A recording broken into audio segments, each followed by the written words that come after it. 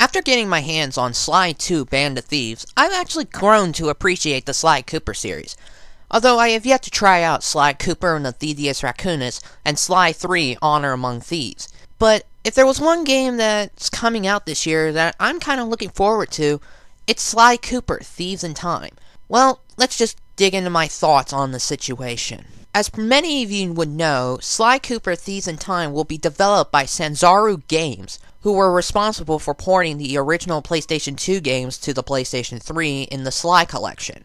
Now, to be honest, when I saw the gameplay at the E3 2011 scenario, I really wasn't at all pleased at the graphics. It's not because of all the character designs were different, no, it's just it didn't catch my fancy, I guess you could say. But little did I know, since this was made at 2011, I knew that the game was still in development. So I pretty much knew that the graphics would probably improve, and to be quite honest, they did. It's really hard to explain the graphics in this scenario, but I have to wait until the final product comes. See what they have to offer for the PlayStation 3. Oh, and not to mention, it's now official that it's also going to be released for the PlayStation Vita, the new PlayStation handheld that succeeds the PlayStation Portable. As well as the playable characters, Sly, Bentley, and Murray have all returned to reprise their roles, but they have gotten a little bit of some character change, I guess you could say. Sly not only has the little side pack on his leg, but he also has the red backpack that was first introduced in Sly Cooper and the Thieves Raccoonus. Bentley, from what I saw, apparently is still in the wheelchair, but his clothes remind me so greatly of his outfit in Sly 2 Band of Thieves. But Murray had a little bit of a change in plans. He now wears a racing helmet, and not to mention, his character, according to Sanzaru Games, that his character greatly matures in the game. So, okay. Since this is a game that was meant to be set in the time periods, I kind of figured that Sly's ancestors would be playable, and to be honest, there are only two that are confirmed to be playable characters. Ryoichi Cooper, who is Sly's ninja ancestor from Japan, and Sir Galeth of the Knights of the Cooper Order.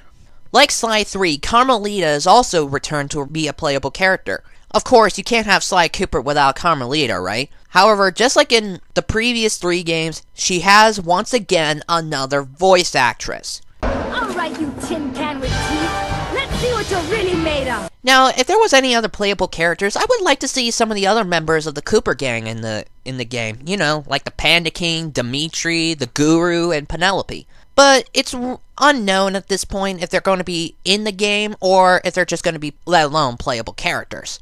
Sly also has some costumes that helps him in certain areas. There was only 2 that are really confirmed and is shown in gameplay footage. The armor disguise, which not only act as a disguise, but it could also be used as protection when fighting bosses.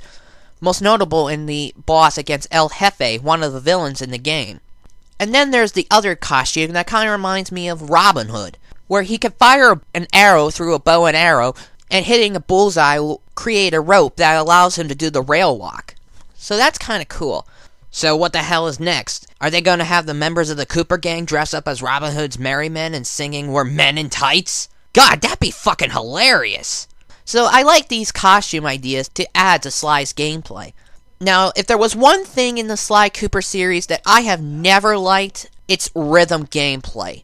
I swear to God, I hope Sanzaru gets rid of rhythm gameplay for Sly Cooper Thieves in Time. You want my explanation? Here it is. I hate rhythm gameplay.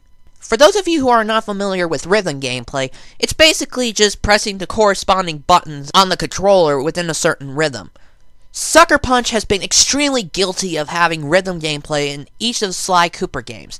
In Sly Cooper and the Thieves Raccoonus, you have to use rhythm gameplay in order to beat the 3rd boss in the game, Miss Ruby. In Sly 2, in the 2nd episode of Starry Eye Encounter, you have to use rhythm gameplay to do the dancing missions not once, but twice, with Constable Neela and Carmelita during the big operation. And in Sly 3, in the Operation Tar Be Gone in Episode 1 in Opera of Fear, Bentley does a duet with Don Octavio, the villain in the area of Venice, Italy. I've always hated rhythm gameplay as it's so freaking tedious.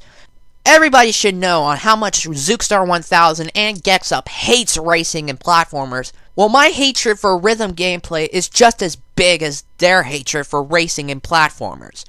It's that bad.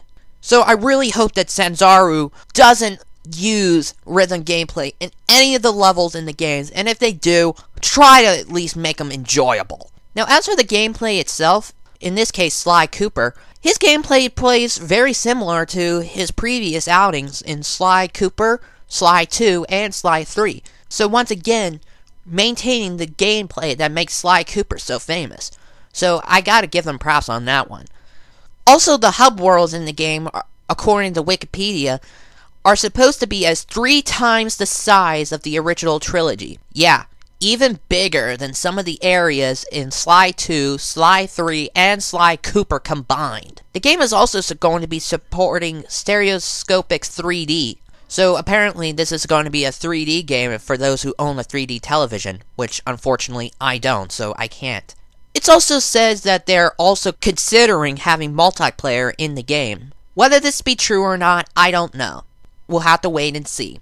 The game's official date is going to be sometime fall of this year, 2012.